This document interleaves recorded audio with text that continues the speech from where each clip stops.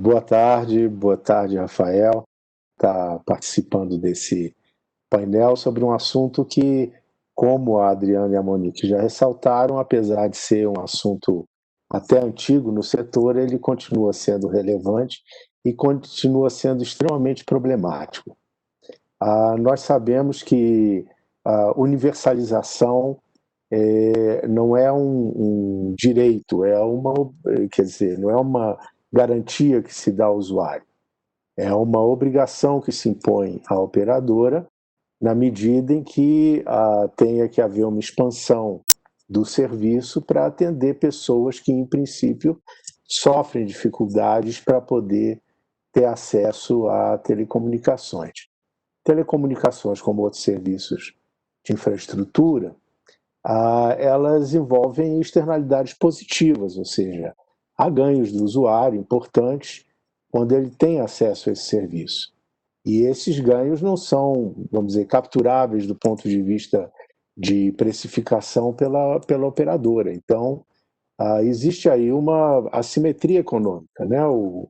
No frigir dos ovos, o que acontece é que, do ponto de vista da eficiência empresarial, a operadora tenderá a não atender a todos os que seriam beneficiados com o serviço por uma série de questões que foram levantadas tanto pela Monique quanto pela Adriana, que envolvem os custos envolvidos na expansão de infraestrutura, o acesso a localidades em que a lucratividade é possivelmente até inexistente, e tem que haver alternativas para você poder incentivar ou alavancar esse tipo de expansão.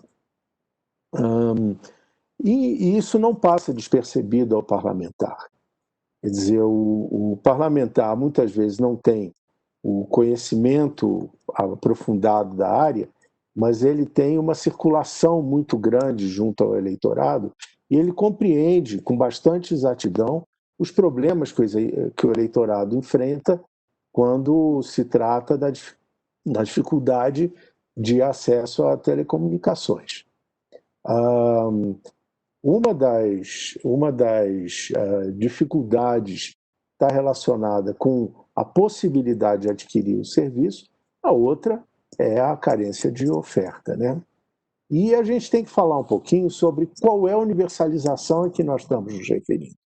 Em 97, universalização era uma questão de infraestrutura, todo mundo tinha um telefone fixo em casa e universalizar significava chegar cada vez a localidades menores, a um preço de mercado e permitir que pessoas em áreas remotas, em áreas rurais, chegassem a ter um acesso à telefonia.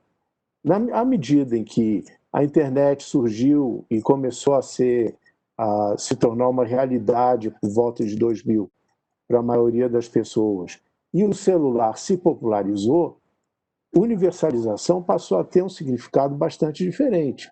Hoje, se você pegar, por exemplo, os dados da pesquisa TIC Covid-19, que foi publicada há poucos dias pelo Comitê Gestor da Internet, você vai ver o seguinte: dos usuários que têm acesso à internet, 98% faz uso do smartphone como meio de acesso. E apenas, talvez 50% ou 60% usam alguma forma de recurso computacional ligado diretamente à telefonia, à rede fixa, né? Computador, tablet, assim por diante. Isso é simplesmente ilustrativo de qual é a preferência do consumidor em geral e de que tipo de universalização está sendo demandada.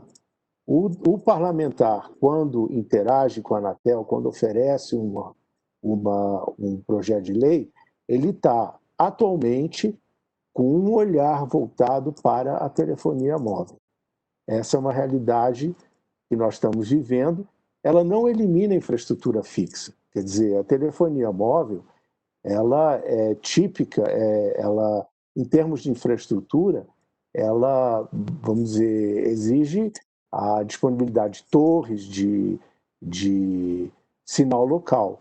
Mas, de qualquer modo, a torre tem que estar ligada à infraestrutura fixa, tem que estar ligada à internet, para que o serviço que, no fim do dia, o usuário está demandando, que é aplicação, possa estar disponível. Houve, nos últimos 20 anos, mais de uma centena de projetos de lei oferecidos. Só para vocês terem uma ideia de qual é o tipo de frequência com que isso foi ocorrendo, nós tivemos um pico de projetos de lei por volta de 2007, cujo foco já era, em grande medida, educação. Nós tivemos um segundo pico de projetos de lei no ano passado, que paradoxalmente tinham uma característica diferente.